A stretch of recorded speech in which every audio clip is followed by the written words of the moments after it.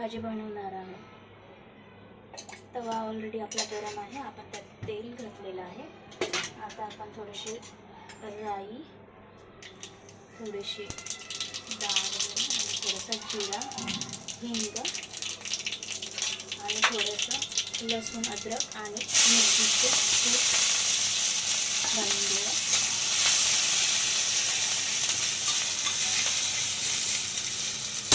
हे भाजलं ते चांगलं त्यात डाळ घालून घेऊयात.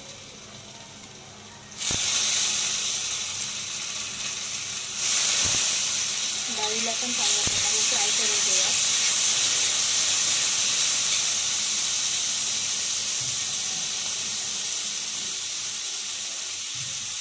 परतून घेऊयात.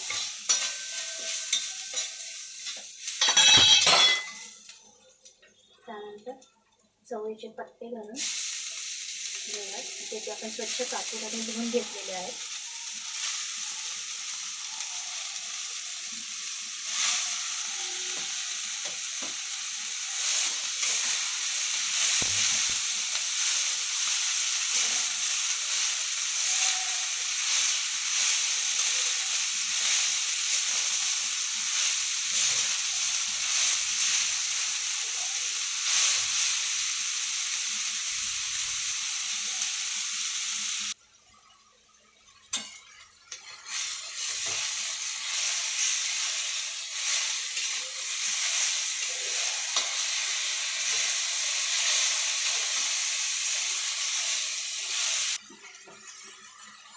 थोडंसं पाणी घालून घेऊयात जे आपल्याला कोरडं वाटत आहे.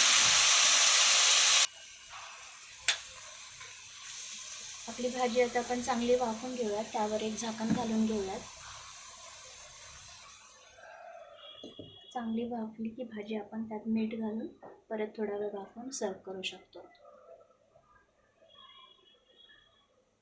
भाजी आता वाफत आलेली आहे, तरी आपण थोडंसं त्यात आता मीठ घालून घेऊयात आणि परत एकदा परतून घेऊ. परत भाजी वाफवायला ठेवू, म्हणजे हे सगळं पाणी मुरून जाईल आणि भाजी शिजून जाईल आपली.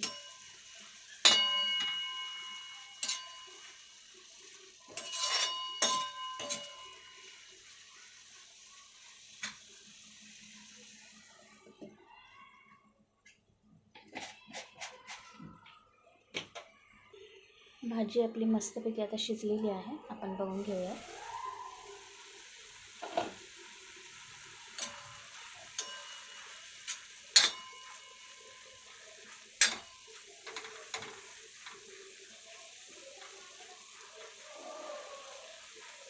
मी चवळीच्या पानांची देठं पण घेतलेली आहेत. ती खूप न्यूट्रिशन्स असतात, त्यामुळे ती देठं आपण फेकायची नाहीत. आपण ती पण खायला घ्यायची आहेत. त्यामुळे मी देठं पण घेतलेली आहे.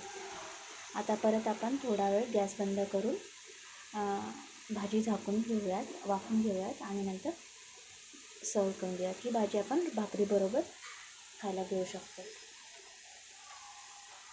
गॅस चालू आहे. आता बंद करून घेऊयात आणि वाफून घेऊयात भाजी.